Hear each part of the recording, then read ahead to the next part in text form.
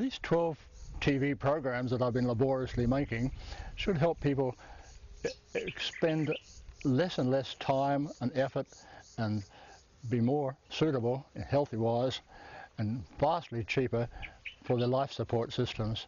This book has been out for a few years now, and it's really good, all the secrets of how to live cheaply and healthily and happily. And this one's got vastly more still. It's got a DVD that you just wouldn't believe how much. I call it Dr. Pat's Awesome Library. So grab it while you can. Just phone me up sometime.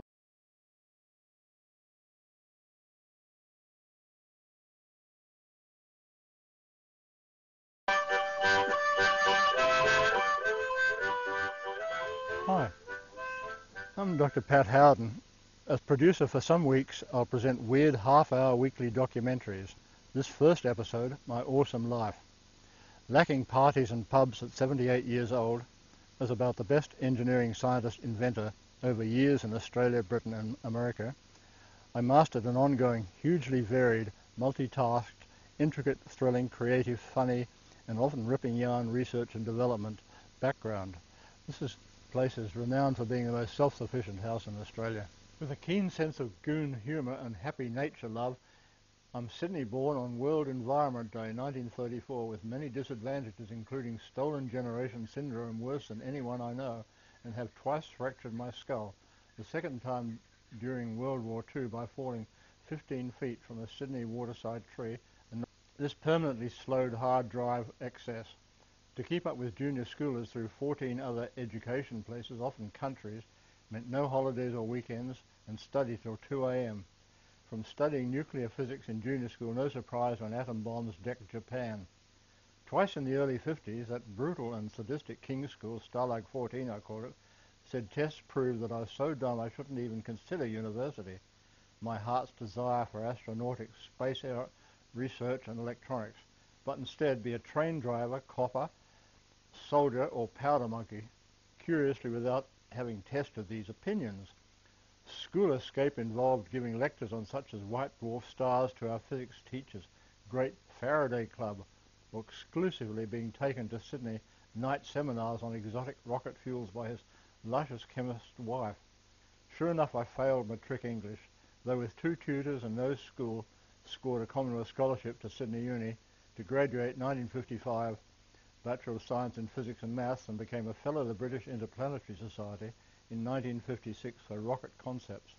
Lunch hour with a physics student group, like now titled Lord Bob May, ex-Royal Society Chair and British Science Prime Minister Advisor, Reverend Jim Tierney and astronaut Dr. Phil Chapman, we pre-wrote the entire 3 hours afternoon practical physics experiment. Then we took data, inserted in prepared columns, filled in a graph, and all depart in half an hour instead of 3 hours. Besides other secrets, I'd teach freshies to learn lectures days before and do all, not just requested book problems, because later problems often became exam questions.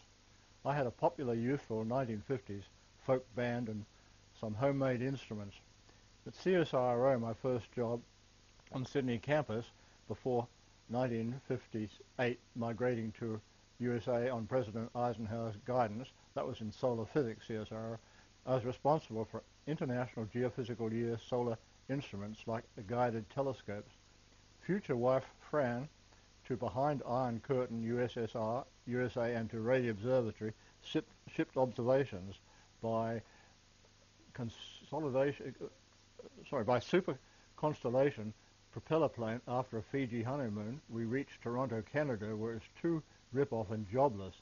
So we met Mum and brothers in family background in Boston, where cold inspired a 5,000 kilometre jalopy drive across glorious rural USA to warm California contacts, and only fixed the heater in sizzling Mojave Desert. There, mid-brother would do his chemistry PhD. Curiously, my mere physics Bachelor of Science, yet calling myself electronics engineer, scored better pay than his doctorate. After 35 job applications on 1959 American Rival, the first project was my patented and desperately needed fist, not usual wardrobe size, satellite mass spectrometer gas analyzer. extensive systems project chief management included engineering, physics, aerospace instruments, mathematics, critical path, medical systems, proprietary products, pollution, manufacturing, pittance living, survival marketing, photography, computing, and electronics, in which hundreds of circuits I developed, including the earliest integrated circuits and many patented in process, factory control, energy conversion, communications, avionics, audio, and my own nuclear communications that in 1970s proved feasible to modulate at a gigahertz rate on nuclear particles. My 1940s electronics database became thousands of circuits from magazines, enabling special circuits to be developed and tested in days rather than months. And when I say database, there's no computer then, it was just paper database. I was undoubtedly the first Aussie deeply involved in 1963 NASA Apollo as consultant and certificated value engineer in automatic checkout and cable analyzers for vast Saturn Apollo booster rockets at Marshall Space Flight Center, Alabama. I enjoyed managing the 1962 world's first hands-off computer traffic system at smoggy Los Angeles City Hall. Vast, also hands-off 0.131 gigabyte drum memories, not bad for 1962, computer process control systems for powerhouses including nuclear, for television, the Hudson-Manhattan Railroad, toll gates, cement and steelworks, that included my sprinting microvolt transistors instead of usual sleepy relays. $14,500 from 1963 Packard Bell, still into computers, could buy one new big fin car monthly. Phenomenal. Our 1927 mint condition Rolls-Royce Beauty cost a mere $1,500. Sadly, 3 sons and 7 or is it 8 grandkids born there preferred dangers and pollution. It paid to put salary into a personal corporation for almost tax-free living. Finally, president of my own small research and development Lara Corporation on our 1960s family Malibu Beach, California, followed by home businesses where friends share a percent of the action, so-called, just like much later as current backyard tech. Note the acronym BYTE, computer-oriented. Needless divorce inspired gimmicks like cost-free self-steering for any storm direction on 1965 return home Pacific crossing by my own charter schooner Bonnie B, where I've survived 2 tsunamis and 2.5 hurricanes via Hawaii for several months. Then I swapped it for a fast old cutter, called Mahina, at Vanuatu, then it was called New Hebrides. Yet the Americans forbid charts during Vietnam War. Seems a bit silly because in Vanuatu, the old North and South Vietnamese at that time loving each other, instead of killing each other. In 1965 Sydney, I trained Greenpeace crews on original yacht Vega for anti-French nuclear demos. Sadly, too little survival gear like radios to risk sailing with them. As a charitable youth counsellor and local scam corruption fighter, practicing and teaching natural healing and Vanuatu missionary doctor learnt Navajo Indian spinal adjusting, lovely old lady partner Patty and I contrived Sydney's biggest discotheque at 1966 Wayside Chapel, King's Cross. It was a wild place then. 1968, whilst heading overland to UK with her, life as Pacific Island sea captain was great on an old New Zealand mystery tramp steamer, the MV Havana, out of Vanuatu, though we had first had to restore her for free. During '64, she took tourists around Moreton Bay between Carragara and Bribie Island and Dunwich.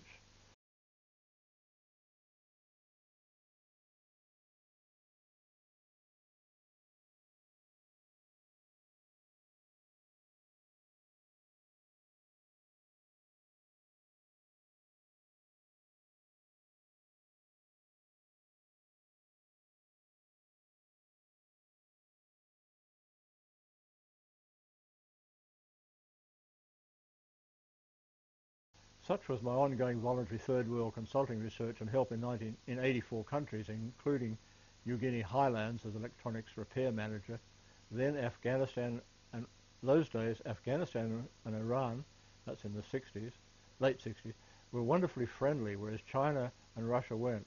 Now it's the total reverse.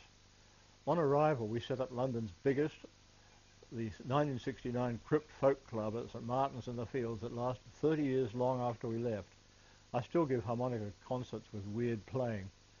After such adventures and research, that first science degree became an American doctorate in 1980 ecophysics. In 1984, a Doctor of Science in Applied Technology from developing Australia's first and only problem-solving mathematics algorithm library, MAL, via software started decades before. As 1959 members Institute of the Electrical and Electronic Engineers. Since 1985 arrival at Queensland Macleay Island, I've become Honorary Fellow of the Inventors Association of Australia, member of the Modelling and Simulation Society of Australia New Zealand, and member of the Australia New Zealand Solar Energy Society, with United Kingdom, USA, Navy Research Lab, Norway and Australian security clearances. Not that it does me any good in the current state in America. Australia's second computer CELAC, now in Melbourne Museum, you must go and see it. Familiarity made me an unconventional programmer. Also historian, publisher, lecturer, including voluntary tutor, University of Third Age in several subjects, and author of 759 books, articles and papers, conference proceedings and how-to monographs. And I'm almost dyslexic. I write terribly slowly. As an extreme lateral thinker, I'm responsible for 1,820 fully operational inventions, discoveries, worth fortunes to any perceptive folk out there, including many strange engines like an expanding metal engine on 1969 BBC TV Inventors Show.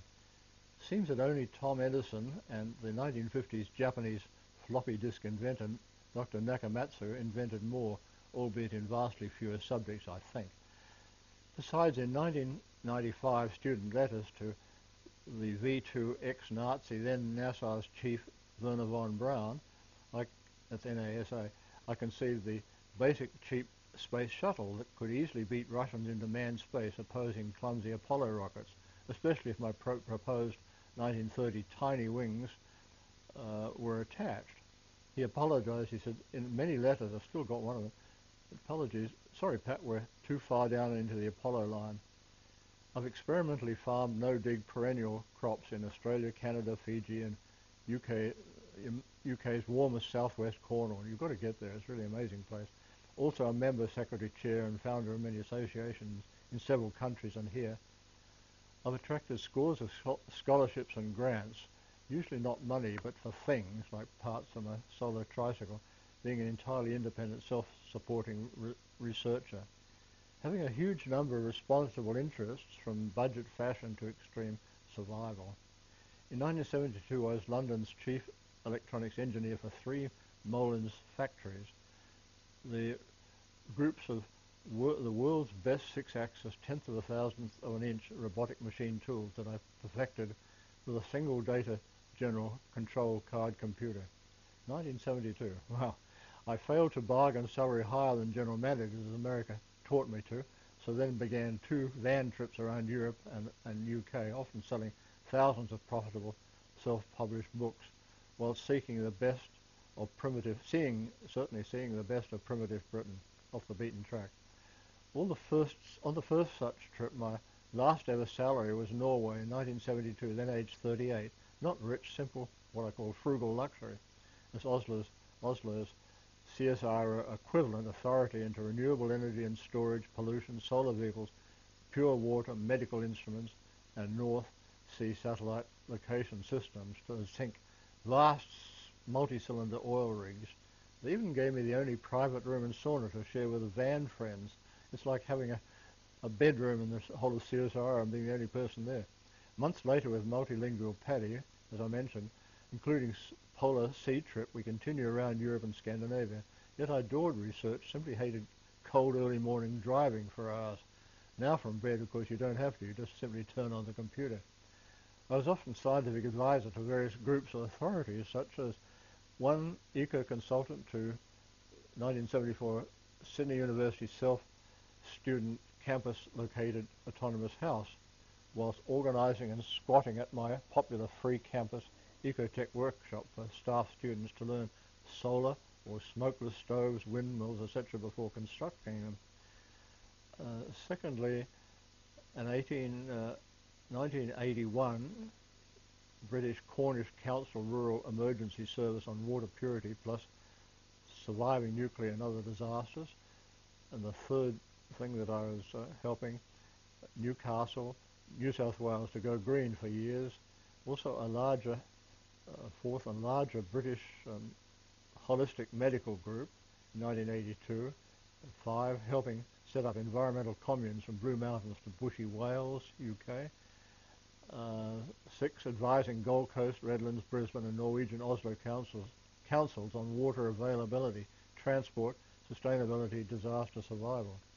I'm the initiator of Sustainable Home Engineering, SHE for short. I thought the women would like that, with reportedly Australia's most sustainable and emissionless solar demo home, a mini rustic museum of the future, an extensive APT library, a tenth of a hectare edible jungle, tiny tours and into natural healing, for which extreme gratitude goes to my partner Lucy, who died recently at age 87 and who received a Royal Society standing ovation for 1950s New Guinea killer mad cow research alone among cannibals. I edited and paid for first edition of 2005 Island Seaview Times, but sadly local rags soon became boringly dumbed down, and they still are. Painless frugal luxury over the years has happily obliged me to give 100,000 to good causes, from school chaplains and edible native trees for junior colleges, for junior schools really, to academics into solar vehicles, etc., and vital enviro projects. For the 1987 Schindler's List style, Pat's List I call it, I voluntarily and expensively liberated 400 terrified Indian women into this country under the noses of Fiji's first coup leaders, from 1,000 pen-friend replies mirroring other dangerously threatened liberators during World War II, etc. It's a really ripping yarn story, that. Now an environmental philanthropist and Christian pensioner at last. I'm a conscientious organ donor for everything, plus the brain, rather inadequate brain, as so school told me. Also an enthusiastic Queensland Uni age research guinea pig, not needing doctors in 22 years, despite somewhat dyslexic and school advised several times as having too slow an IQ for any uni. But now a mild diabetic from too sedentary living, about which I've written a book about data that they omit on diabetes. Mid brother was professor, now dead from leukemia, against best advice to avoid chemistry and, the radiation and the fume cupboards that should be on and are not. Youngest brother, a restoration investor.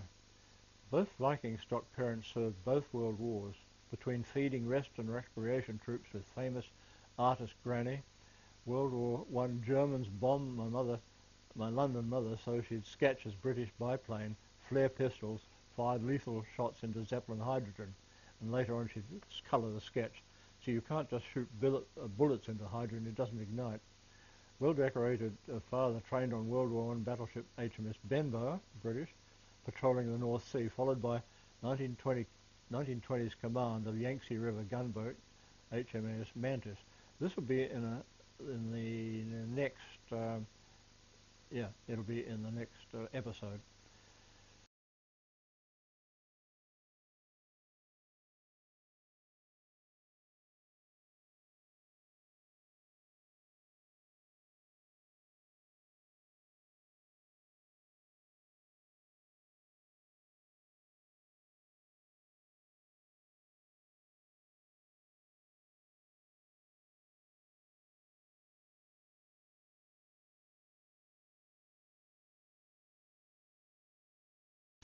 And he was on the Mantis to rescue missionaries where folk married with unprecedented Royal Navy permission for Mum to stay safely aboard his gunboat.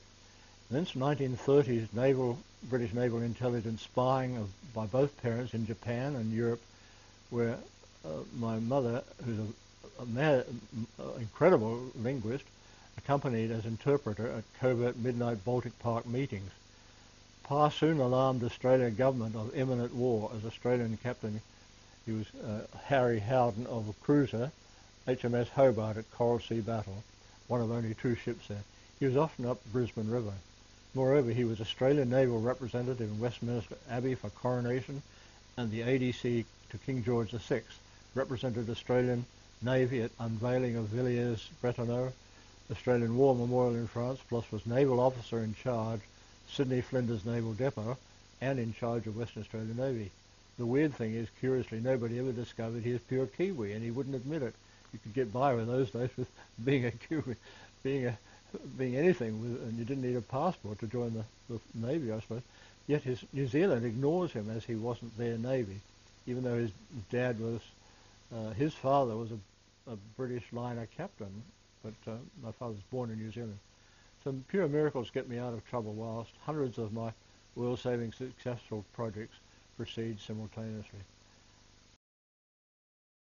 1974, Hornsby Gardens picnic. Brave near cripple and Wayside Chapel helper Marion Norton girlfriend left. Professor Merlin's wife, Jocelyn, Macquarie University graduate in 73. Her sister designed, built and won racing cars. Mum left is self-titled Old Duck, and I'm on the right. Pa was HMS Hobart here at Coral Sea Battle. In 43, he commanded Flinders Naval Depot here with us. This rode a memento to ingenuity. He's pure Kiwi, huh? With youngest son Chris in vast Colorado National Park, October 2001, days after Twin Towers crashed, 7 X-rays test to the loo. I van squatted weekdays on 3-year dole at Griffith University near Brisbane to freely computerise books or update my maths algorithm library, computer library. 1988 photo for an article. My computer restored picture fungus. Title, Radio for sale. Frugality is accelerating assets, so years I give over 100,000 to good causes.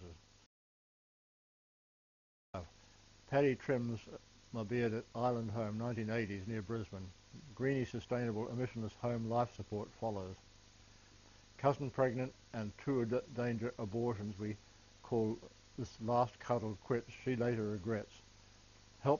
She helped her kit home and me liberate 400 females from first Fijian coup like Schindler's List. Butte neighbour Pam and I cool off after heavy underworking. 2 fans and 12-volt refrigerator drink.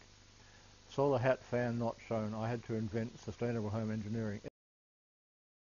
Great partner Green Lucy Reed from 23 to 2010 at Island Home for our 20 productive scientific years. We gate crash each other's conferences. She got rare London Royal Society standing ovation for 1956 researching deadly Kura or CJ human mad cow disease alone in Cannibal Highlands, New Guinea. Colleague Dr. Guadachik won a Nobel Prize from her material. Christmas holidays she fights fires on risky farms. Mount Cootha Gardens cow tree from 1987 imported Cuba seeds. Nutritious latex easily converts to dairy products, unlike soy. Help plants 6 big trees for every Aussie cow, please. 80.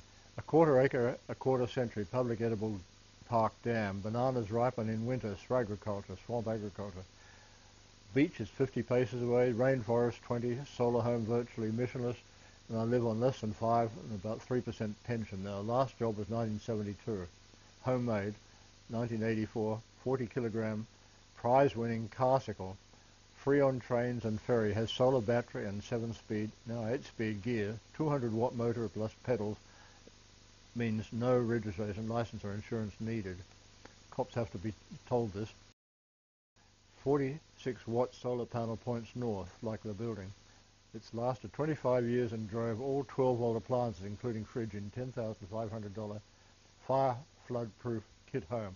Almost 80 years, I'm without aches or pains. Gorgeous poor Fijian friend, 12 then, leans on my solar water heater gift and winter mirror. Hibiscus greens and tea behind. Foster daughter, 1970, Tiddles, since 14 here. She proposed in 1977. I still lovingly visit her in West Cornwall, but social worker clowns rule her life. Eco goodies, starter motor blender, sugarless preserves, hibiscus, bugless greens and tea, champagne in 1 week. Incredibly, almost no garden food grown from here to Melbourne, unlike Fiji and New Zealand, etc. Stop weekly airline crashes with Professor Lanier's 1930s. Quiet, stable, student version, efficient, safe, near self-flying or hovering, easy stow, not quite hovering, 20-metre land takeoff, cheap slat-wing vacuum paraplanes. So slow at running speed, airport if it wants to, airports to grow their own fuel to save and make billions of dollars. See my book, Eco Logistics. We truly appreciate you all lasting the distance. Welcome to check us out anytime. Sincerely, Dr. Pat, 07 340 95 100 for free help, projects, edible jungle tours, two-seat solar tricycle, rustic future museum and apt library. Stainless grave cross. I prepare these sessions as inspiration for anybody, especially youngsters to do anything meaningful. There's always alternatives. Next week, if you can be with us, we'll be having the life and times of my awesome folks between two world wars. My father was captain of HMAS Hobart. Behind me is my solar panel. I run the entire house on that, and it's 46 watts, all 12-volt appliances, including refrigerator, for 25 years. And funnily enough, that cost me $1 check. See you soon.